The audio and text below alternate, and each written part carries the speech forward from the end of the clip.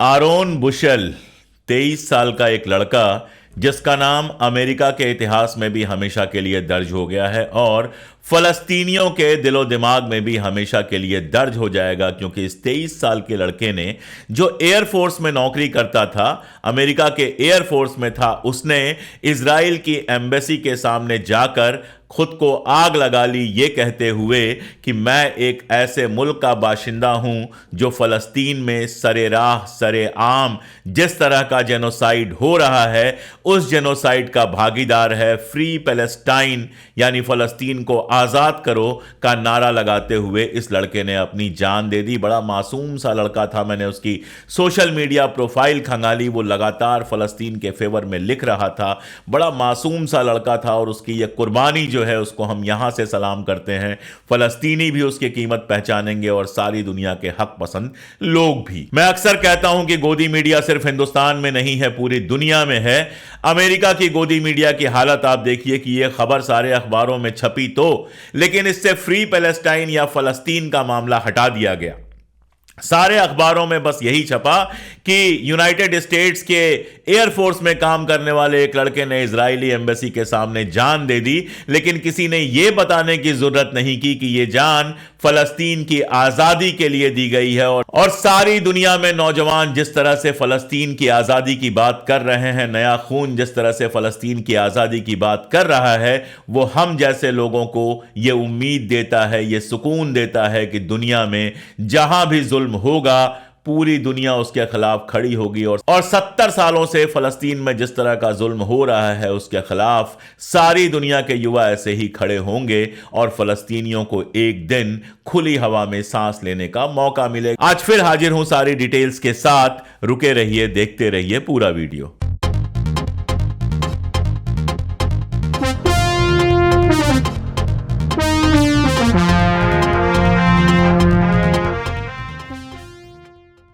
नमस्कार, मैं अशोक कुमार पांडे, स्वागत है आपका टीसीएच पर। एक बार फिर से हाजिर हूं इजराइल, फलस्तीन और मिडिल ईस्ट की ढेर सारी अपडेट्स लेकर। आप सब जुड़ रहे हैं, देख रहे हैं, आप सबका शुक्रिया। देखते रहिए, जुड़े रहिए। ये वक्त है जब फलस्तीन की आवाज उठाना बहुत जरूरी है, क्योंकि चीजें अब वहां पहुंच गई हैं जहां से मुश्किलात तो दिख रही हैं लेकिन एक रास्ता खुलता हुआ भी दिख रहा है। इसलिए जहां से, जिस मुल्क से, जिस जगह से आप जुड़े हुए हैं वहां पर रहकर फलस्तीन की आवाज उठाते रहिए, देखते रहिए, जुड़े रहिए। आज शुरुआत कर रहा हूं एक ऐसी खबर से जो खबर दर्द देने वाली भी है और खुश करने वाली भी है। ऐसी बहुत कम खबरें होती हैं जो एक साथ दर्द भी देती हैं और खुशियां भी देती हैं।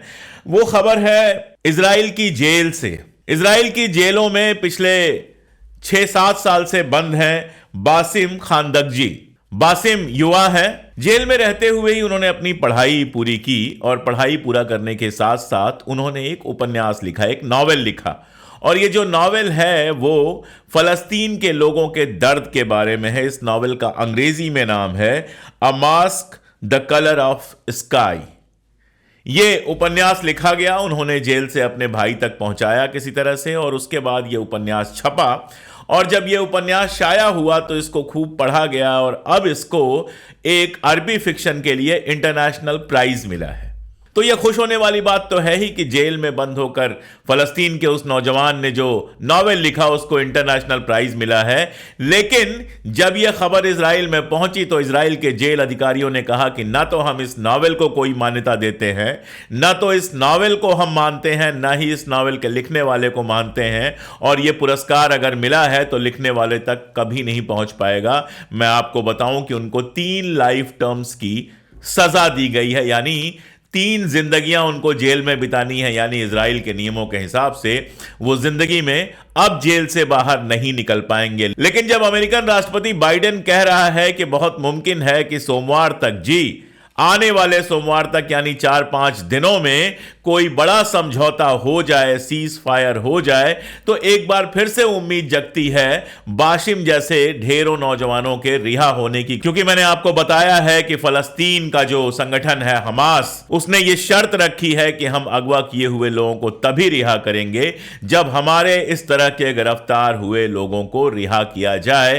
तो अगर यह सीज फायर होता है जिसके बारे में बाइडेन कह रहा है कि अगले 4-5 दिनों में ही ये समझौता हो सकता है, तो उम्मीद है कि बाशिम जैसे लोग बाहर निकल पाएंगे और जो प्राइज उनको मिला है, इंटरनेशनल लेवल का जो इनाम उनको मिला है, वो इनाम वो जाकर ले पाएंगे। लेकिन देखना यह होगा कि बाइडेन जो भरोसा जता रहा है वो पूरा होता है कि नहीं, क्योंकि एक तरफ तो लगातार इजराइल से ये इशारे मिल रहे हैं कि वो भी सीज फायर के लिए तैयार है। मैंने आपको बताया था कि कैरो में जो उसका प्रतिनिधिमंडल है वो कैरो गया हुआ है ताकि वहां पर सीज फायर की शर्तों पर बात कर सके।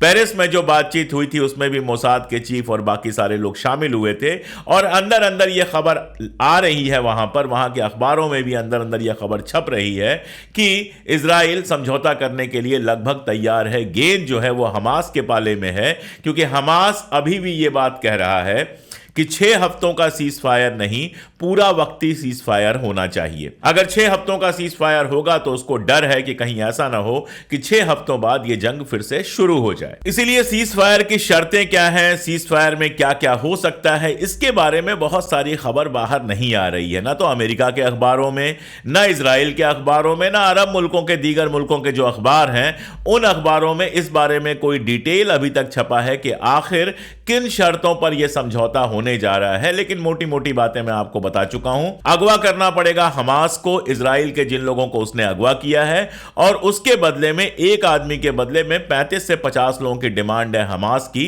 कि अगर हम एक बंदे को रिहा करते हैं तो आपको 35 से 50 लोगों को रिहा करना पड़ेगा। अब 6 हफ्ते का सीज फायर हमास मानेगा, नहीं मानेगा, यह और बढ़ाया जाएगा, या फिर अमेरिका ने क्या आश्वासन दिया है, अमेरिका ने क्या कहा है, यह सब देखने वाली बात होगी। लेकिन जो बड़ी खबर आई है वो ये कि पैलेस्टीनियन अथॉरिटी के जो प्राइम मिनिस्टर हैं उन्होंने इस्तीफा दे दिया है। मोहम्मद शताया साहब, उन्होंने इस्तीफा दे दिया। दरअसल अमेरिका चाहता है कि जो पोस्ट वार गजा और वेस्ट बैंक का पूरा या कह लीजिए कि पोस्ट वार फलस्तीन का जो पूरा राजकाज है, फलस्तीन को चलाने की जो जिम्मेदारी है, वो पैलेस्टीनियन अथॉरिटी संभाले तो, लेकिन उसमें ढेर सारे रिफॉर्म कर दिए जाएं। अब मैंने आपको बताया था रशिया में सोमवार को जो ये आने वाला मंडे है, इसीलिए आने वाला मंडे बेहद इंपॉर्टेंट है।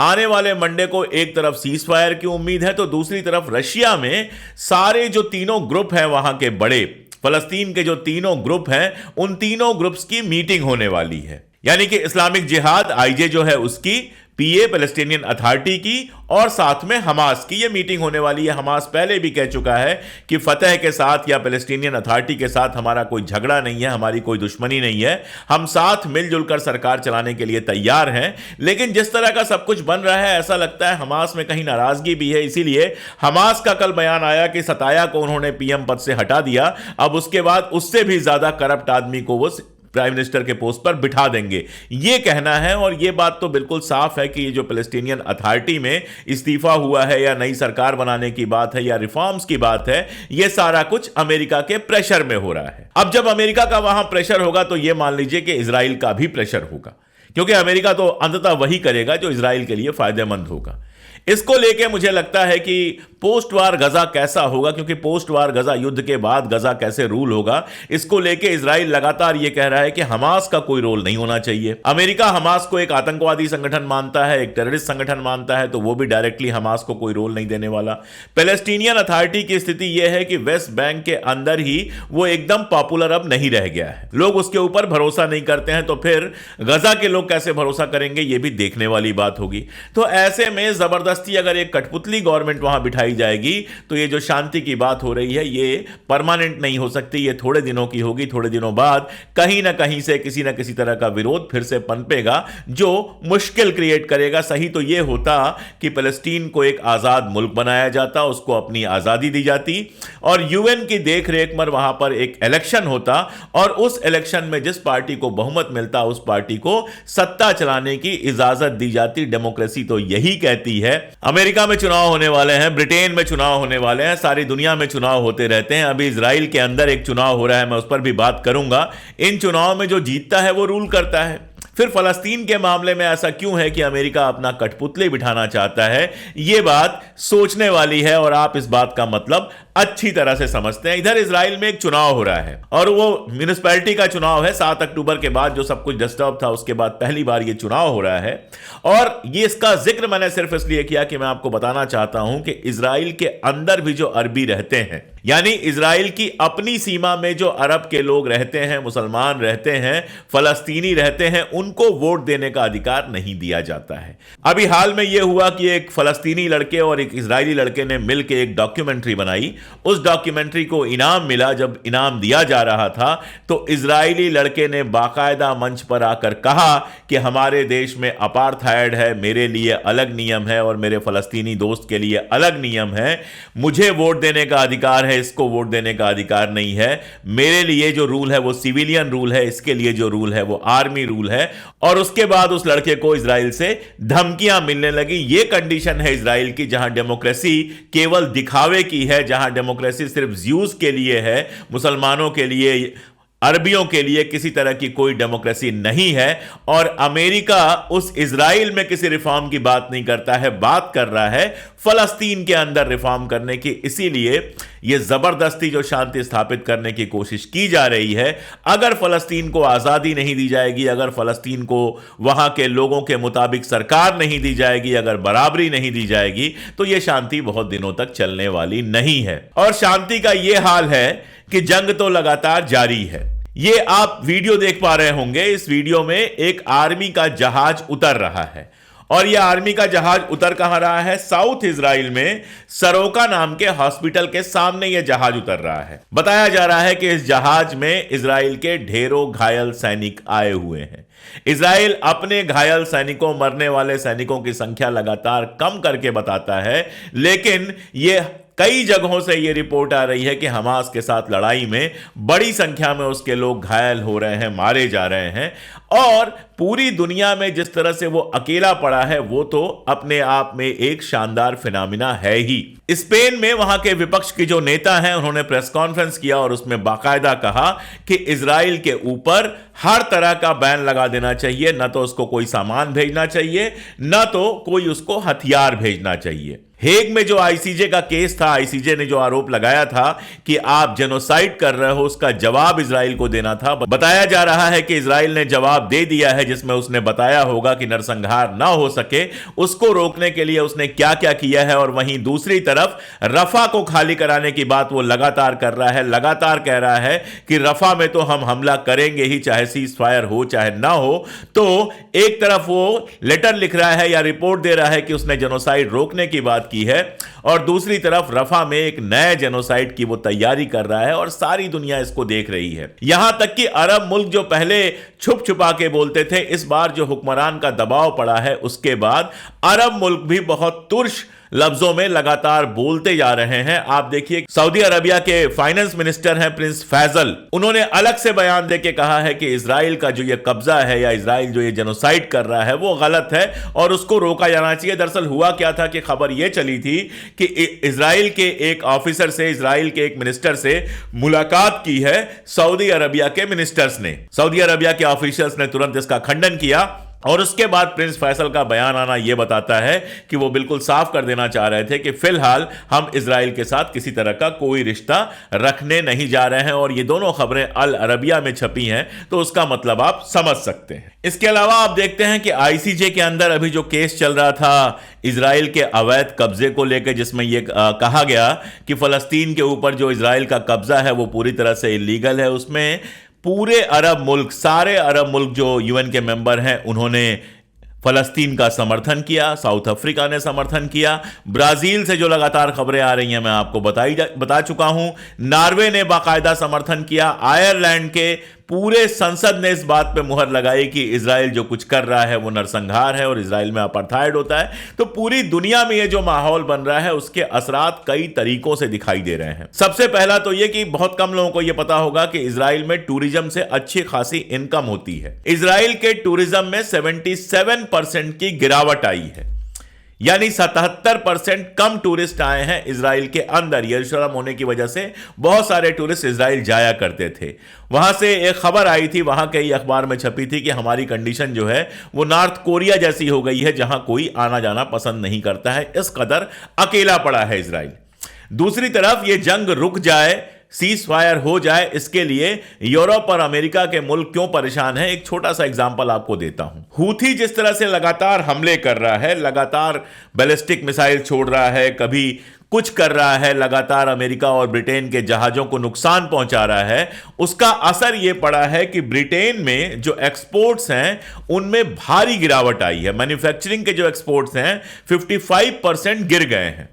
अब देखिए, जो चीजें मैन्युफैक्चर होती हैं वो हवाई जहाज से नहीं जाती, जो बड़ी बड़ी चीजें होती हैं वो सब पानी के जहाज से सारी दुनिया में जाती हैं, और वो सी रूट बंद होने की वजह से, रेड सी रूट बंद होने की वजह से मैन्युफैक्चरिंग का जो निर्यात था उनका, जो मैन्युफैक्चरिंग का की तिजारत थी उसमें 55% 55% की कमी आई है, और कुल जो उनके सामान है, कुल जो उनका माल असबाब है जो एक्सपोर्ट होता है, उसमें 33% की कमी आई है।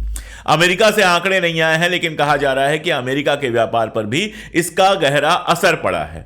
अभी हूथी ने क्या किया कि उसने यूरोप और एशिया के बीच में जो अंडर वाटर केबल थे कम्युनिकेशन के लिए, उनको काट दिया। AE1 का, सीकॉम का, EIG का, TG9 का, TGN का, इन सारी कंपनियों के जो वायर थे, जो अंडर वाटर केबल थे, पानी के अंदर से जाने वाले केबल थे जो कम्युनिकेशन के लिए यूज किए जाते थे, उनको काट दिया। अब ऐसा नहीं है कि उनके काटने के बाद से बातचीत ही बंद हो जाएगी, कम्युनिकेशन बंद हो जाएगा, लेकिन यह भारी नुकसान है, इनको फिर से बनवाना पड़ेगा और उसमें भारी नुकसान होगा। यानी हूथी, एक छोटा सा देश यमन और उसकी छोटी सी सेना हूथी ने वो कारनामा किया है जो वहां पर सीज फायर के लिए बड़ी बड़ी ताकतें नहीं कर सकी।